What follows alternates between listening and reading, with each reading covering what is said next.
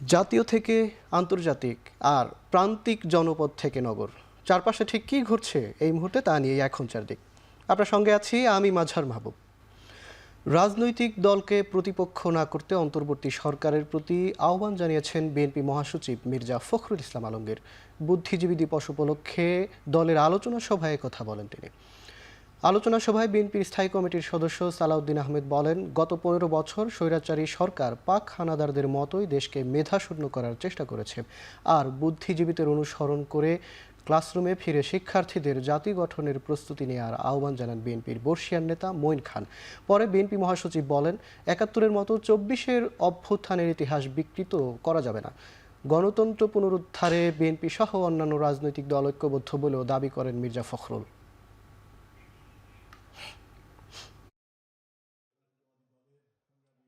দয়া করে রাজনৈতিক দলগুলোকে বা রাজনীতিকে আপনাদের প্রতিপক্ষ বানাবেন না।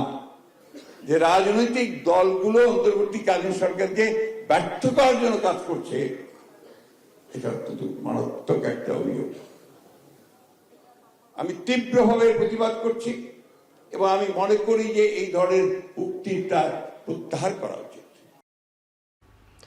জুলাইয়ের গণ অভ্যুত্থানে হত্যা মামলার পলাতক আসামিদের বিচারের আওতায় ফিরিয়ে আনার ব্যাপারে তুরস্কের একটি প্রতিনিধি দলের সাথে বৈঠক করেছে বিএনপি।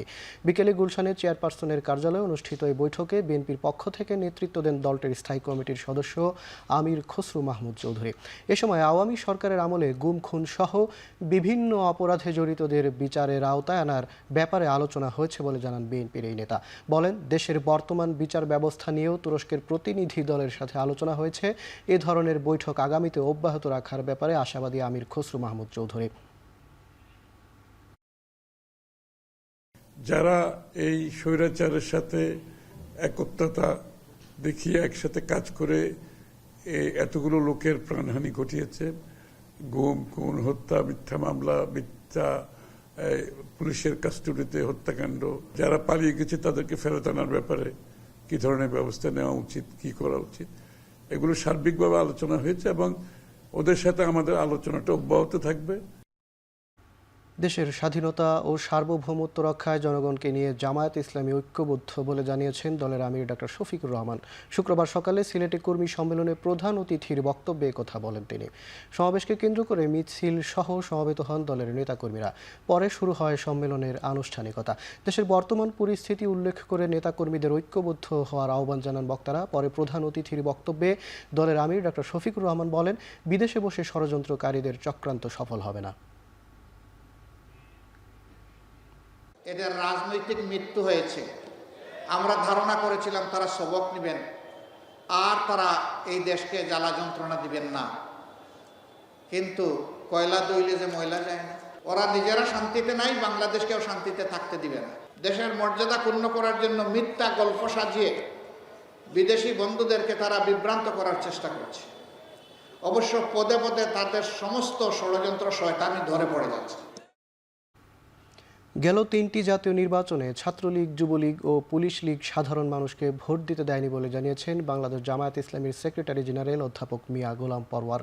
বিকেলে টাঙ্গাইল প্রেস ক্লাবে সাংবাদিকদের সাথে মতবিনিময় সভায় তিনি কথা বলেন। 14, 18, 24 3 সালে আমরা কোনো ভোট দিতে পারিনি। ভোটাররা ভোট কেন্দ্রে ভোট দিতে দিতে রওনা হয়েছে। মাঝপথে ছাত্রলীগ, যুবলীগ, পুলিশ লীগ বাধা দিয়েছে বলে ভোট হয়ে গেছে, বাড়ি চলে যান। একটা ফ্রি, ফেয়ার, একটা ক্রেডিবল, একটা ইনক্লুসিভ ইলেকশনের জন্য রাষ্ট্রযন্ত্রের যে অর্গানগুলোর মিনিমাম রিফর্ম প্রয়োজন, সংস্কার প্রয়োজন, সেটা রিফর্ম করতে হবে। বাংলাদেশ শ্রমিক কল্যাণ ফেডারেশন ঢাকা মহানগরী উত্তরের দ্বিবার্ষিক সম্মেলনে অনুষ্ঠিত হয়েছে। সম্মেলনে সংগঠনটির কেন্দ্রীয় সভাপতি আনম শামসুল ইসলাম আশা প্রকাশ করেন, দেশের সব শ্রমজীবী মানুষ ইসলামী আন্দোলনের ছায়াতলেও ইসলামী শ্রমনীতি প্রতিষ্ঠায় ভূমিকা রাখবে। শুক্রবার বিকেলে রাজধানীর উত্তরার নব হাবিবুল্লাহ স্কুল অ্যান্ড কলেজ মাঠে দ্বিবার্ষিক সম্মেলন অনুষ্ঠিত হয়। এই সম্মেলনে 2025-26 সালের ঢাকা মহানগরী উত্তরের নতুন কমিটি ঘোষণা করা হয়। এ সময় তিনি আরও বলেন, ইসলামী শ্রমনীতি বাস্তবায়নের জন্য সর্বপ্রথম শ্রমিকদের কাছে ইসলামী শ্রমনীতির সুফল সুন্দরভাবে তুলে ধরতে হবে।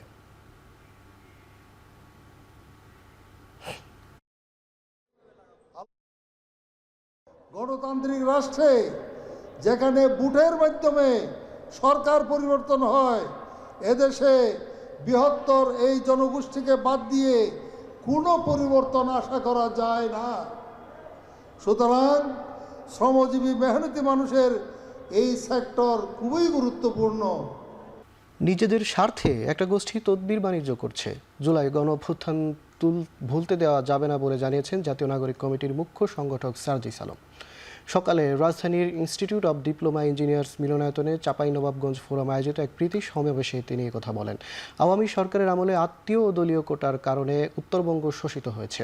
24-এর গতিকে কাজে লাগিয়ে ঐক্যবদ্ধ হয়ে নতুন বাংলাদেশ গড়ার আহ্বান জানান তিনি বলেন, শেখ পরিবারের নামে দেশের বিভিন্ন অঞ্চলে অনেক ইনস্টিটিউট হলেও উত্তরাঞ্চলে উল্লেখযোগ্য কোনো প্রতিষ্ঠান গড়ে ওঠেনি। আজকে দক্ষিণের একটা পৌরসভা যে বাজেট পেয়েছে, উত্তরের একটা জেলা সে বাজেট পায়নি অর্থনৈতিক উন্নয়নে। গোপালী কোটা, পরিবার কোটা, আত্মীয় স্বজন কোটা, তেলবাজি কোটা, লীগ কোটা, এরকম অসংখ্য কোটায় এই পুরো উত্তরবঙ্গ বলতে আমরা যা বুঝি, পুরো উত্তরবঙ্গকে শোষণ করা হয়েছে। যদি আমরা সৎ, যোগ্য, দক্ষ, দুর্নীতিমুক্ত আমরা মানুষ বসাতে না পারি, তাহলে বাংলাদেশ ব্যর্থ হবে। ভারতের সঙ্গে সম্পর্কের ছায়া দুই দেশের স্বার্থেই দূর করতে হবে বলে মন্তব্য করেছেন পরিবেশ উপদেষ্টা সৈয়দা রিজওয়ানা হাসান। রাজধানীর গুলশানে শব্দ দূষণ নিয়ে প্রশিক্ষণ অনুষ্ঠানে তিনি মন্তব্য করেন। রিজওয়ানা হাসান বলেন, ডিসেম্বরের মধ্যে শব্দ দূষণ নিয়ন্ত্রণ বিধিমালাকে আইনে রূপান্তর করে গেজেট প্রকাশ করা হবে। এই আইনের মাধ্যমে পুলিশকে ক্ষমতা দেওয়া হবে বলে জানান পরিবেশ উপদেষ্টা। বলেন, রাজধানীতে যতগুলো সোসাইটি আছে তাদের পর্যায়ক্রমে প্রশিক্ষণের আওতায় আনা হবে। শব্দ দূষণের কারণে মানুষ মানসিকভাবে অস্থির হয়ে যাচ্ছে, তৈরি হচ্ছে অস্থির প্রজন্ম। এ সময় সংস্কারের কাজ শেষ হলে প্রধান উপদেষ্টা নির্বাচনের রোডম্যাপ ঘোষণা করবেন বলেও জানান রিজওয়ানা হাসান। রাজনৈতিক দলেরা যে কথা বলছে যে তারা ছাড়া সমস্যার সমাধান করা সম্ভব না, তারা তাহলে 53 বছর সমস্যার সমাধান করে নাই কেন? Would you please answer? কেন আজকে আমাদেরকে দায়িত্ব নিতে হলো? Would you please answer? তারা একটা রূপকল্প কি এখনো পর্যন্ত আমাদেরকে দিয়েছে? তারা যে আমাদের কাছ থেকে বলছে যে ম্যাপ দিতে হবে, এই করতে হবে, রোড ম্যাপ করতে হবে, তারা কি একটা রোড ম্যাপ দিয়ে দিয়েছে যে এই সমস্যাগুলোর তারা কি করে সমাধান করবে? আজকে ওনারা বলছেন যে সংস্কার ওনারাই সবচেয়ে ভালো করতে পারবেন, সেটাই তো গণতান্ত্রিক দেশের কথা, কিন্তু ওনারা করেননি কেন তাহলে 53 বছর? প্রহসনমূলক বিস্ফোরক মামলার কারণে 468 জন বিডিআর সদস্য 16 বছর ধরে বিচার বহির্ভূতভাবে কারাবন্দী আছেন বলে দাবি করেন ভুক্তভোগী বিডিআর পরিবারের সদস্যরা। তারা বলেন, শেখ হাসিনা সরকারের দীর্ঘদিন ক্ষমতা ধরে রাখার নীল নকশার প্রথম ষড়যন্ত্র ছিল পিলখানা হত্যাকাণ্ড। 8 দফা দাবি নিয়ে শুক্রবার সকালে জাতীয় প্রেস ক্লাবে সংবাদ সম্মেলন করেন ভুক্তভোগী পরিবারের সদস্যরা। এ সময় হত্যা ও বিস্ফোরক মামলা প্রত্যাহার ও রায় বাতিল করা, নিরপরাধ কারাবন্দীদের মুক্তির দাবি, 25 ও 26 ফেব্রুয়ারি শহীদ সেনা দিবস ঘোষণার দাবি জানানো হয়।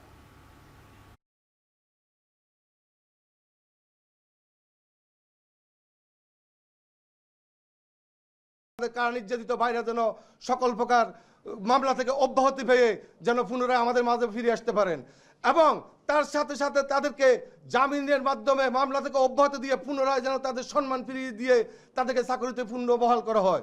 নিরীহ বিডিআরদের রিমান্ডে নির্যাতনের ফলে যে মৃত্যুগুলো হয়েছে তার সঠিক তথ্য উদ্ঘাটন করতে হবে এবং দোষীদের, প্রকৃত দোষীদের শাস্তির আওতায় আনতে হবে। বিডিআরের ইস্যুতে সরকার কোন জায়গায় আটকে আছে ওই জায়গাটা আমাদেরকে স্পষ্ট করুক, আমরা তার বিরুদ্ধে লড়াই করব। দেশের জাতীয় নিরাপত্তা নানান দিক থেকে হুমকির মুখে বলে মন্তব্য করেছেন গণসংহতি আন্দোলনের প্রধান সমন্বয়কারী জুনায়েদ সাকি। শুক্রবার সন্ধ্যায় খুলনা প্রেস ক্লাব মিলনায়তনে এক সংবাদ সম্মেলনে এক সংলাপে কথা বলেন তিনি। জনগণকে সতর্ক থাকার আহ্বান জানিয়ে বলেন, পতিত স্বৈরাচারের দোসররা ভারতে পালিয়ে গিয়ে সেখান থেকে ষড়যন্ত্র করছে, আর তাদের নিজেদের স্বার্থে ভারতীয় গণমাধ্যম ও বিজেপি সরকারের একটা অংশ ব্যবহার করছে। তারা অন্তর্বর্তী সরকারকে ব্যর্থ করার চেষ্টা করছে। এছাড়া রোহিঙ্গা অনুপ্রবেশ ও মিয়ানমারের যুদ্ধ পরিস্থিতি মিলিয়ে দেশে একটা অস্থিতিশীল পরিস্থিতি তৈরির চেষ্টা চলছে। গণসংহতি আন্দোলনের খুলনা জেলা কমিটির উদ্যোগে ছাত্র শ্রমিক জনতার গণ অভ্যুত্থান পরবর্তী বৈষম্যহীন রাষ্ট্র বিনির্মাণে ও রাষ্ট্রের গণতান্ত্রিক রূপান্তরের নতুন রাজনৈতিক বন্দোবস্ত শীর্ষক এই সংলাপের আয়োজন করে। সংলাপে দলটির কেন্দ্রীয় ও স্থানীয় নেতারা অংশ নেন।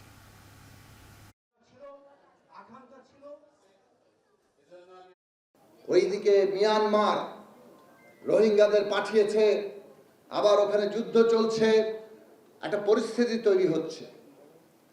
আমাদের জাতীয় নিরাপত্তা এখন হুমকির মুখে নানান দিক থেকে। কাজেই সেই দিক থেকেও আমাদের সকলের ঐক্যবদ্ধ থাকা দরকার। সরকারকে ব্যর্থ হতে দেওয়া যাবে না। আজকে আমাদেরকে সতর্ক থাকতে হবে জনগণকে। আমরা দেখতে পাচ্ছি পতিত ফ্যাসিস্টরা ভারতে পালিয়ে গিয়ে সেখান থেকে ষড়যন্ত্র করছে। চিরবিদায় নিলেন প্রেম ও দ্রোহের কবি হেলাল হাফিজ। তার মৃত্যুতে বিষণ্ণতার ছায়া নেমে এসেছে সাহিত্য অঙ্গনে। হেলাল হাফিজ দীর্ঘদিন ধরে ডায়াবেটিস ও স্নায়ু জটিলতা সহ নানা রোগে ভুগছিলেন। কবির মৃত্যুতে খবরে হাসপাতালে ঢল নামে তার পাঠক ও অনুরাগীদের।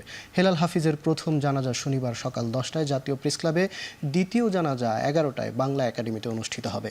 এরপর নেত্রকোণে আরেক দফা জানাজা শেষে পারিবারিক কবরস্থানে দাফন করা হবে।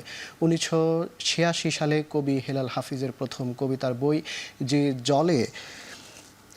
জলে আগুন জলে প্রকাশিত হয়। কবিতায় অসামান্য অবদানের স্মারক হিসেবে হেলাল হাফিজকে 2013 সালে বাংলা একাডেমি পুরস্কার দেওয়া হয়।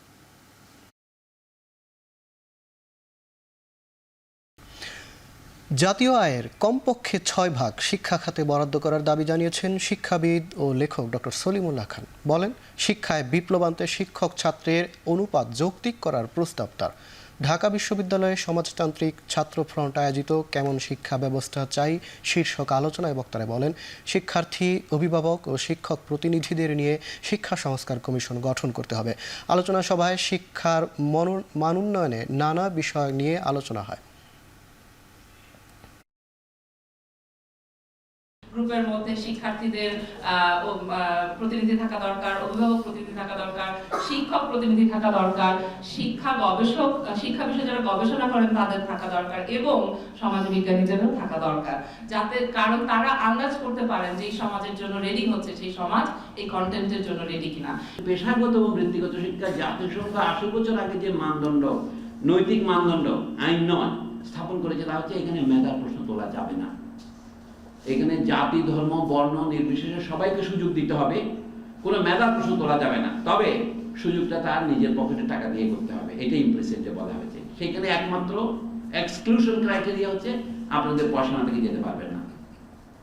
শুধু প্রাথমিক শিক্ষা নয়, উচ্চ মাধ্যমিক শিক্ষা হবে সম্পূর্ণ অবৈতনিক। পঞ্চগড়ের তেঁতুলিয়ায় মৌসুমের সর্বনিম্ন তাপমাত্রা 8.4 রেকর্ড করা হয়েছে। জেলায় শুরু হয়েছে মৃদু শৈত্যপ্রবাহ। ঘন কুয়াশা ও হিমালয় থেকে আসা ঠান্ডা বাতাসে প্রান্তিক জনজীবনে নেমেছে দুর্ভোগ। চুয়াডাঙ্গায়ও চলছে শীতের দাপট। প্রচণ্ড ঠান্ডা উপেক্ষা করে ঘরের বাইরে বের হচ্ছেন কর্মজীবীরা। কুমিল্লা জুড়ে জেঁকে বসেছে শীত। 2 দিন ধরে দেখা মিলছে না সূর্যের। কুয়াশার কারণে ঢাকা চট্টগ্রাম মহাসড়কে যানবাহনের গতি নেমেছে অর্ধেকে। হেডলাইট জ্বালিয়ে চলছে যানবাহন। এদিকে ঘন কুয়াশার কারণে 6.5 ঘন্টা বন্ধ থাকার পর সকাল 9টায় স্বাভাবিক হয়েছে পাটুরিয়া দৌলতদিয়া নৌপথে ফেরি চলাচল। 2 পাড়ে আটকে পড়া যানবাহনগুলো পারাপার শুরু হয়েছে।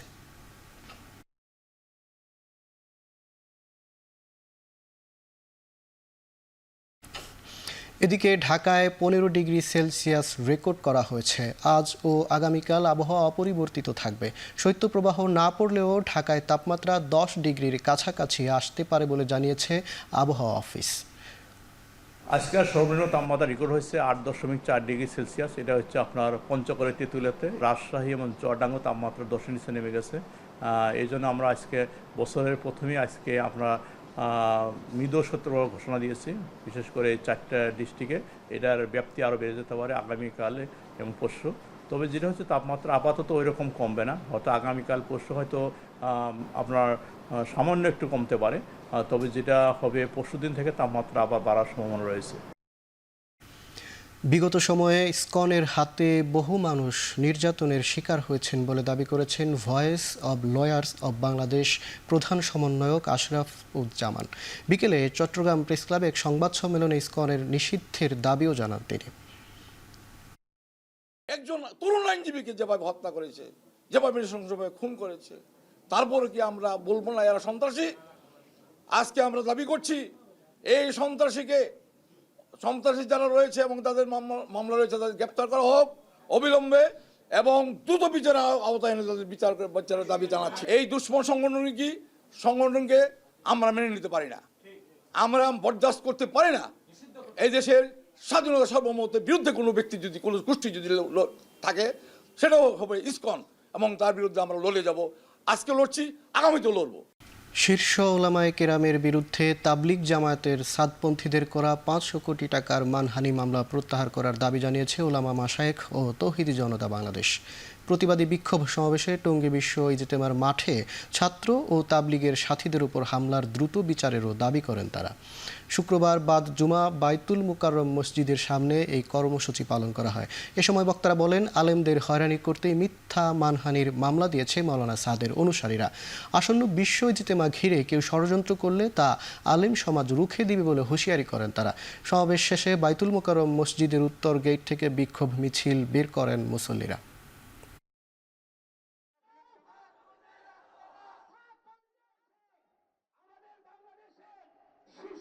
আমরা আজকে একটা অঞ্জিন চলতে হয় একমাত্র বাংলাদেশ, এই বাংলাদেশ। 2018 সালে বিশ্ব ইজতেমা ময়দানে মুসল্লিদের উপর মাওলানা সাদপন্থীদের হামলার বিচারের দাবি জানিয়ে সড়ক অবরোধ করে বিক্ষোভ করেছেন মাওলানা জুবায়েরপন্থীর লোকেরা। জুমার নামাজের পর টঙ্গী পূর্ব থানার ফটকে জড়ো হয়ে বিচারের দাবিতে স্লোগান মাওলানা জুবায়ের অনুসারীরা কয়েক হাজার মুসল্লি। এক পর্যায়ে তারা টঙ্গী কালীগঞ্জ আঞ্চলিক সড়কে অবস্থান নিয়ে বিক্ষোভ সমাবেশ করেন। এতে ভোগান্তিতে পড়েন এই সড়ক ব্যবহারকারীরা। এছাড়াও সাদপন্থীদের অপর হামলার ঘটনায় জুবায়েরপন্থীদের নামে টঙ্গী পশ্চিম থানায় দায়ের করা মামলা প্রত্যাহারের দাবিও জানানো হয়। বিক্ষোভ শেষে গাজীপুর মেট্রোপলিটন পুলিশের উপকমিশনারের কাছে একটি প্রতিনিধি দল স্মারকলিপি জমা দেন। বিষয়টি নিশ্চিত করে পুলিশের পক্ষ থেকে জানানো হয়, মাওলানা জুবায়েরের অনুসারী ইজতেমা আয়োজক কমিটির পক্ষ থেকে মুফতি মাসুদুল করিম একটি স্মারকলিপি জমা দিয়েছেন। এদিকে আসন্ন ইজতেমা কেন্দ্র করে বিশৃঙ্খলা ও অনাকাঙ্ক্ষিত ঘটনা এড়াতে ইজতেমা ময়দান ও আশপাশের এলাকায় অতিরিক্ত পুলিশ মোতায়েন করা হয়েছে।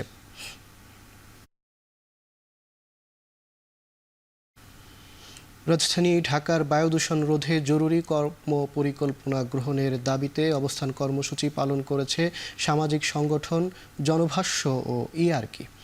শুক্রবার সকালে জাতীয় সংসদ সংসদের সামনে অবস্থান কর্মসূচিতে ছোট বড় প্ল্যাকার্ড হাতে পরিবেশ দূষণের ক্ষতিকর দিকগুলো তুলে ধরা হয়। দূষণ রোধে বিভিন্ন দাবি দেওয়া তুলে ধরা হয়। এ সময় বক্তারা বলেন, পরিবেশ দূষণের দায় শুধু জনগণের না, সরকারেরও নিতে হবে। পরিবেশের জন্য হুমকি এমন প্রকল্পগুলো পর্যালোচনার দাবি জানান তারা। বলেন, দূষণ প্রতিরোধে নীতি নির্ধারণী পর্যায়ের সম্মিলিত সহযোগিতা প্রয়োজন। শব্দ দূষণের মাত্রা, বায়ু দূষণের মাত্রা, আজকে ট্রাফিক জ্যাম, রাস্তায় যেভাবে মানুষ অসুস্থ হয়ে যাচ্ছে, এই শহর আসলেই বাসযোগ্য কিনা এটা একটা বড় প্রশ্ন। আমাদের আগামী প্রজন্মের জন্য আমাদের সুন্দর পৃথিবী গড়ে তুলতে হবে এবং আমরা যেন তাদের কাছে যেন দায়বদ্ধ থাকি, সেভাবে আমরা আমাদের জীবনযাপনগুলো আমাদের করতে হবে। প্রথম নিউজ হওয়া উচিত যে আজকে বায়ু দূষণে কয়জন মানুষ আক্রান্ত হলো, কয়জন মানুষ মারা যাচ্ছে, এবং আপনি নিজে যে লিখছেন আপনি আজকে কি পরিমাণে বিষ নিঃশ্বাসের সাথে নিচ্ছেন এই নিউজটা লেখার সময়। সুনির্দিষ্ট কোনো কারণ ছাড়া ভারতীয় কোস্টগার্ডের হাটে আটক ৭৮ বাংলাদেশি জেলেকে শিগগিরই দেশে ফেরত আনার দাবি জানিয়েছেন মৎস্য শিকারী জাহাজ শ্রমিকরা। শুক্রবার বিকেলে চট্টগ্রাম নগরীর নিউ মার্কেট মোড়ে সমাবেশ থেকে এই দাবি জানান তারা। এ সময় বক্তারা বাংলাদেশের জলসীমা থেকে জেলে ও নাবিকদের জন্য দেশের বাহিনী কিভাবে ধরে নিয়ে যাওয়ার বিষয়ে প্রশ্ন তোলেন। বলেন, সামুদ্রিক মৎস্য শিকারীরা দেশের অর্থনীতির চাকা সচল রাখেন, তাদের ফিরিয়ে আনার বিষয়ে সরকারের ভূমিকার সমালোচনা করেন। মৎস্য শিকারীদের নিরাপত্তা ও সরকারকে নিজেদের জলসীমার সার্বভৌমত্ব রক্ষায় আরও তৎপর হওয়ার আহ্বান জানান। পাশাপাশি আইনশৃঙ্খলা বাহিনী জলসীমার নিরাপত্তার আরও কঠোর হওয়ার দাবি জানানো হয়। নগরীর নিউ মার্কেট মোড়ে আয়োজিত সমাবেশে প্রায় 200 সামুদ্রিক মৎস্য শিকারী জাহাজ শ্রমিক অংশ নেন। এরপর প্রতিবাদ মিছিলটি পুরান স্টেশন পর্যন্ত প্রদক্ষিণ করে। এর আগে গত 9 ডিসেম্বর খুলনার মোংলা বন্দরের হিরন পয়েন্টের অদূরে ফেয়ারওয়ে বয়া সংলগ্ন এলাকা থেকে FB মেঘনা 5 ও FB লায়লা 2 নামে 2টি জাহাজ ভারতীয় কোস্টগার্ড আটক করে নিয়ে যায়। শীতের আগমনে ভ্রমণ পিপাসুদের ঢল নেমেছে কক্সবাজার ও কুয়াকাটা সমুদ্র সৈকতে। সমুদ্রের বিশালতা, হিমেল হাওয়া আর নীল জলরাশির সঙ্গে উচ্ছ্বাসে মেতেছেন নানা বয়সী মানুষ। শীতের আমেজ আর সাপ্তাহিক ছুটি মিলিয়ে কক্সবাজারে সাগরের নীল জলরাশিতে লাখো পর্যটক, সাগর তীর জুড়ে হই হুল্লোড় মাতোয়ারা নানা বয়সী মানুষ। কেউ উঠেছে ঘোড়ার পিঠে, কেউ আবার ঘুরছেন বিচ বাইকে। শীতের আগমনে পর্যটক বাড়ায় খুশি হোটেল মালিক ও ব্যবসায়ীরা। কক্সবাজারের 5 শতাধিক হোটেল, মোটেল, রিসোর্ট ও গেস্ট হাউসের কোথাও 90%, আবার কোথাও 100% রুম বুকিং হয়ে গেছে। এদিকে মোহনীয় সৌন্দর্যের টানে দেশের বিভিন্ন প্রান্ত থেকে পর্যটকরা ছুটছে কুয়াকাটায়। এতে চাঙ্গা হয়ে উঠেছে কুয়াকাটার ব্যবসা বাণিজ্য। এদিকে কুয়াকাটায় 2 শতাধিক হোটেল, মোটেল, রিসোর্টে বুকিং হয়েছে 90% রুম, যাতে ছুটির 2 দিনে 50 কোটি টাকা বাণিজ্যের আশা করছেন খাত সংশ্লিষ্টরা।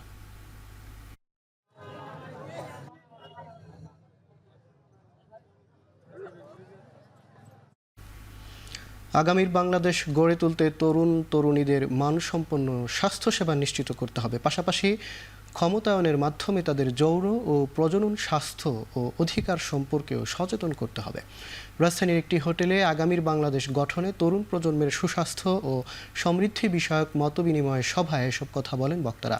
যৌন ও প্রজনন স্বাস্থ্য সেবা মূলত বিবাহিত দম্পতি ও গর্ভবতী নারীদের অধিকার বলেই বিবেচিত হয়, যার ফলে বয়ঃসন্ধিকালীন ও অবিবাহিত তরুণ তরুণীরা যৌন ও প্রজনন স্বাস্থ্য বিষয়ক তথ্য ও সেবা পেতে লজ্জা পান।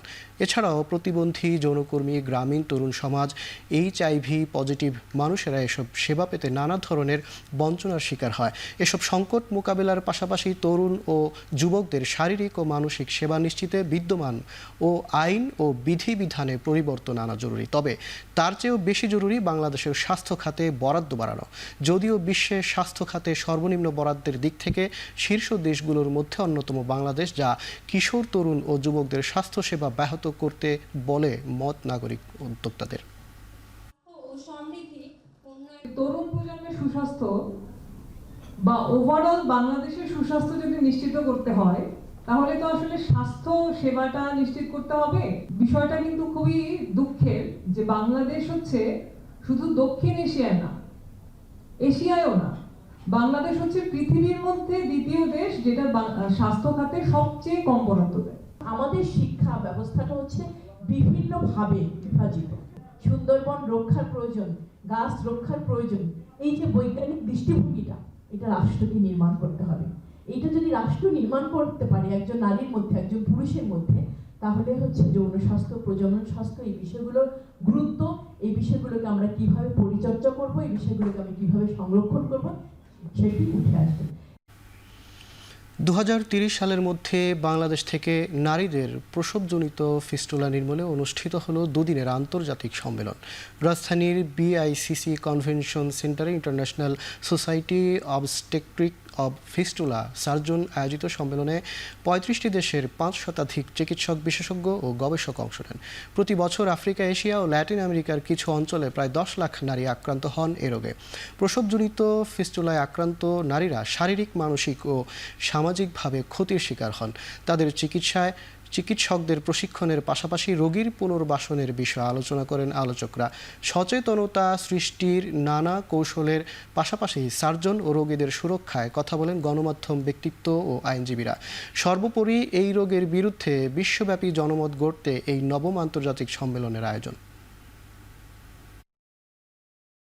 ফিস্টুলা আমরা কিভাবে প্রতিরোধ করতে পারি, আর যে সমস্ত রোগীরা ফিস্টুলায় ভুগছে তাদেরকে কিভাবে আমরা চিকিৎসা করে ভালো করতে পারি। এই সেশনগুলোতে প্রত্যেকটা রিজনের কি পরিস্থিতি কি, তাদের চ্যালেঞ্জ কি এবং উত্তরণের উপায় কি, সেটা নিয়ে কথা বলছে।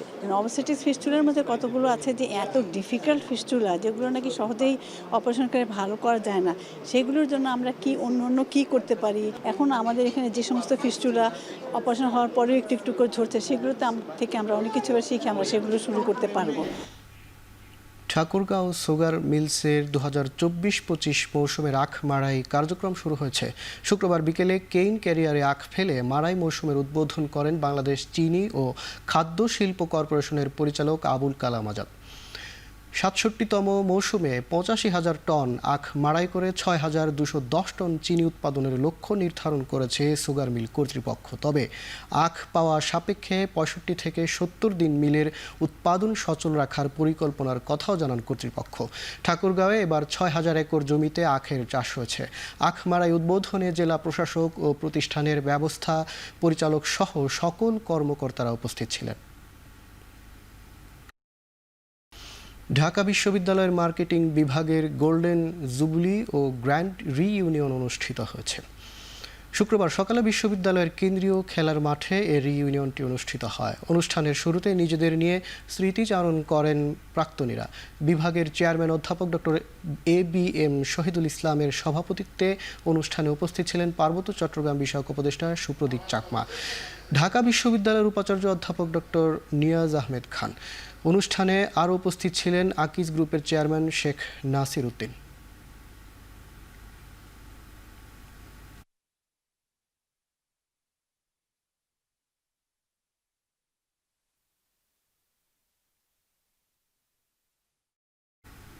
দেশের সবচেয়ে বড় মেধা ভিত্তিক TV reality show Ispahani Mirzapur বাংলাবিদের ৬ষ্ঠ পর্বের খুলনা বিভাগীয় বাছাই পর্ব অনুষ্ঠিত হয়েছে। শুক্রবার সকালে জেলা স্কুলে জাতীয় সঙ্গীত ও শপথ বাক্য পাঠের মধ্য দিয়ে প্রতিযোগিতা শুরু হয়। এতে বিভিন্ন শিক্ষা প্রতিষ্ঠানের ৬ষ্ঠ থেকে ১০ম শ্রেণী পর্যন্ত হাজারেরও বেশি শিক্ষার্থী অংশ নেয়। বাছাই করা সেরা প্রতিযোগীরা ঢাকায় চূড়ান্ত পর্বে অংশ নেওয়ার সুযোগ পাবে। মূল পর্ব শেষে দেশ সেরা বাংলাবিদ জিতে নেবেন ১০ লাখ টাকার মেধাবৃত্তি। এছাড়া দ্বিতীয় ও তৃতীয় স্থান অধিকারী পাবেন যথাক্রমে ৩ ও ২ লাখ টাকার মেধাবৃত্তি।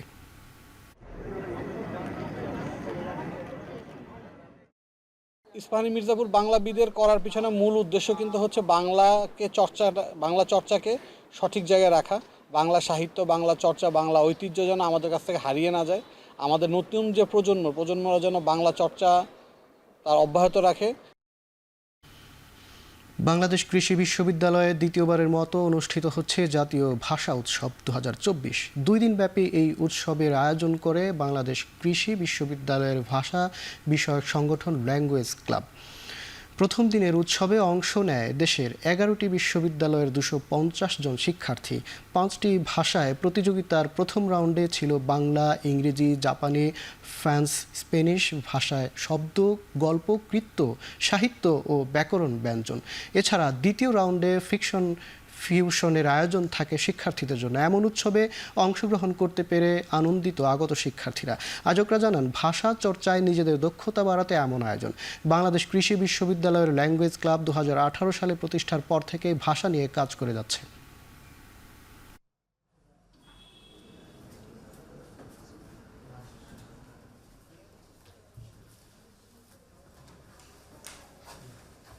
আমাদের মূলত উদ্দেশ্য হচ্ছে যে শিক্ষার্থীদের কমিউনিকেশন স্কিল ডেভেলপ করা। একটা শিক্ষার্থী যেন একজন কৃষক থেকে শুরু করে ফরেন ক্লায়েন্ট, কর্পোরেট লাইফ সব জায়গায় যেন সে কমিউনিকেশন করতে পারে। সে যেন ডিল করতে পারে যে সে তার পিএইচডি সুপারভাইজারের সাথে কীভাবে কথা বলবে, কীভাবে তাকে মেইল করবে, কীভাবে তাকে অ্যাপ্রোচ করবে। তো আমরা মূলত এই জিনিসগুলোকে ফোকাস করে আগাচ্ছি। ঐতিহ্যবাহী ও বাহারি খাবারের উৎসব টেস্ট অব বাংলাদেশের সিজন 2 শুরু হয়েছে রাজধানীর বনানীতে। 4 দিনের আয়োজনে অঞ্চল ভিত্তিক 62টি স্টল অংশ নিয়েছে। শুক্রবার বিকেলে ঢাকার বনানীর মোস্তফা কামাল আতাতুর্ক পার্কে বেসামরিক বিমান পরিবহন ও পর্যটন মন্ত্রণালয়ের উপদেষ্টা AF হাসান আরিফের উদ্বোধন করেন। আয়োজনে ঢাকার বিউটি লাচ্ছি, লালবাগের কাচ্চি বিরিয়ানি, ফাইজানে মদিনার বিখ্যাত রোবার বিরিয়ানি, কুমিল্লার রসমালাই, খুলনার চুইঝাল, শেরপুরের ছানার পায়েস, হাঁসের মাংস সহ রাজশাহীর কালাই রুটির স্টল বসেছে। জুলাই অভ্যুত্থানে শহীদ মীর মুগ্ধের স্মরণে থাকছে বিনামূল্যে বিশুদ্ধ খাবার পানির ব্যবস্থা। 4 দিনের আয়োজনে অঞ্চল ভিত্তিক ঐতিহ্যবাহী খাবারের পাশাপাশি থাকছে বৈচিত্র্যময় সাংস্কৃতিক পরিবেশনা।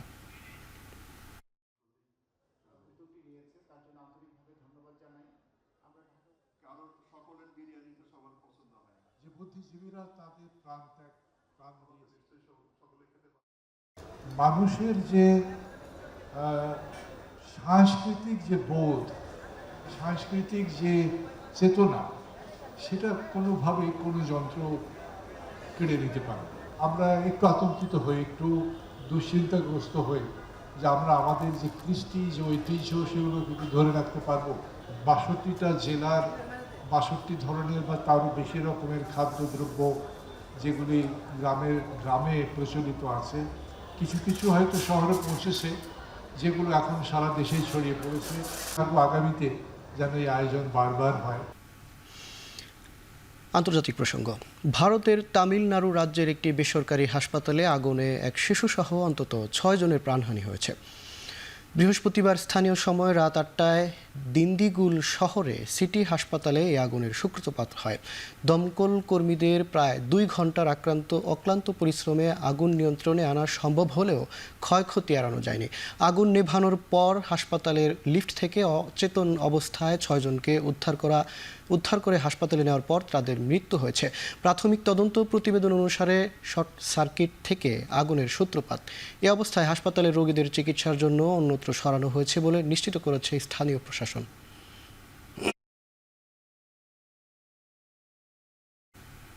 ব্লকবাস্টার সিনেমা পুষ্পা 2 দেখতে গিয়ে এক নারীর মৃত্যুর ঘটনায় শুক্রবার গ্রেপ্তারের পর তেলেঙ্গানা হাইকোর্ট থেকে অন্তর্বর্তীকালীন জামিন পেয়েছেন ভারতের দক্ষিণী চলচ্চিত্রের মেগাস্টার আল্লু অর্জুন। যদিও এর আগে তাকে আদালতে তোলা হলে 14 দিনের জন্য কারাগারে পাঠানোর নির্দেশ দেন বিচারক। হায়দ্রাবাদের ডেপুটি পুলিশ কমিশনার জানিয়েছেন আপাতত ওই নারীর মৃত্যুর প্রাথমিক তদন্ত প্রতিবেদন হাতে এসেছে, তবে জড়িতদের কোনোভাবেই ছাড় দেওয়া হবে না। 4 ডিসেম্বর পুষ্পা 2 সিনেমার মুক্তি উপলক্ষে হায়দ্রাবাদের সন্ধ্যা থিয়েটারে উপস্থিত হন তেলেগু সুপারস্টার আল্লু অর্জুন। দর্শকদের উপচে পড়া ভিড় সামলাতে হিমশিম খেতে হয় পুলিশকে। এর এক পর্যায়ে পদদলিত হয়ে মারা যান 39 বছর বয়স এক নারী। ঘটনার পর বড় কোনো আয়োজনে জননিরাপত্তা নিয়ে প্রশ্ন উঠতে শুরু করে নানা মহলে।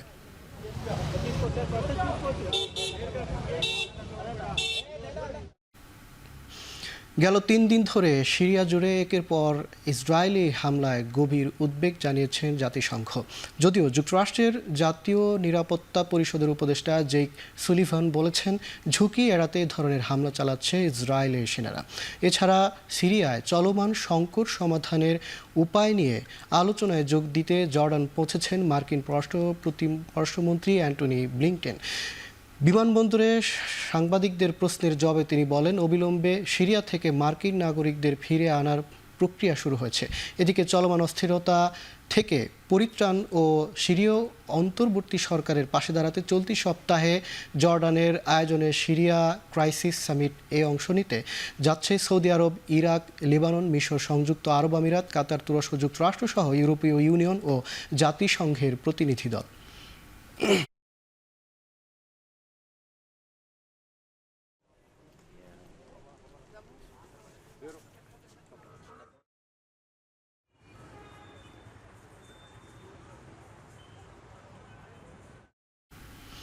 টাইম ম্যাগাজিনের 2024 সালের পারসন অব দ্য ইয়ার বা বর্ষসেরা ব্যক্তি নির্বাচিত যুক্তরাষ্ট্রের নবনির্বাচিত প্রেসিডেন্ট ডোনাল্ড ট্রাম্প। বৃহস্পতিবার আনুষ্ঠানিকভাবে এ ঘোষণা দেয় টাইম ম্যাগাজিন।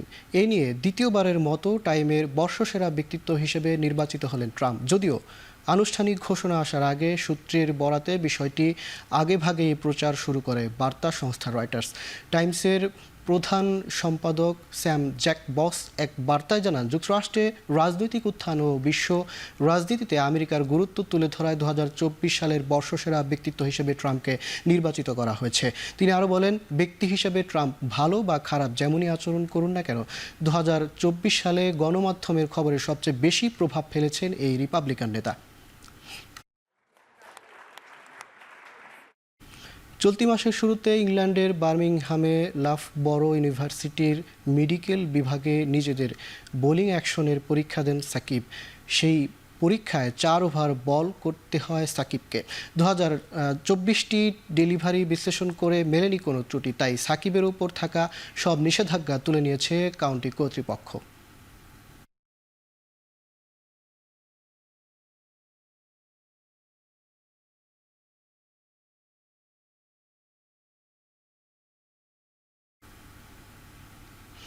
অনেকটা নীরবতার মধ্য দিয়ে বিসিবিতে শেষ হলো চ্যাম্পিয়ন্স ট্রফির প্রদর্শনী। খেলার ব্যস্ততার কারণে ছিলেন না বর্তমান ও সাবেক ক্রিকেটাররা, এমনকি দেশের ক্রিকেট সংগঠক থেকে শুরু করে দেখা যায়নি বিসিবির অধিকাংশ পরিচালককে। মিরপুরে বেলা 11টায় প্রদর্শনী শুরু হওয়ার কথা থাকলেও 1 ঘন্টা পর শুরু হয় ফটোশুট। এদিন ট্রফির সাথে বেশিরভাগ ছবি তুলতে দেখা গেছে ক্রীড়া সাংবাদিকদের। 3টার কথা থাকলেও দুপুর 1:30টায় মিডিয়া সেন্টার থেকে সরানো হয় ট্রফিটি। এর আগে বৃহস্পতিবার বসুন্ধরা সিটি শপিং মল আর বুধবার কক্সবাজারে হয় চ্যাম্পিয়ন্স ট্রফি প্রদর্শনী।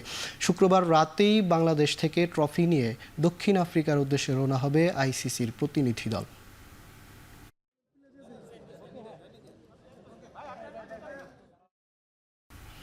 শেষ করছি এখনকার দিক। এখন টেলিভিশন ওয়েবসাইটে দেখতে ভিজিট করুন www.ekhon.tv, ফেসবুকে ভিজিট করুন facebook.com/tv.ekhon, ইউটিউবে সার্চ করুন youtube.com/c/ekhon tv।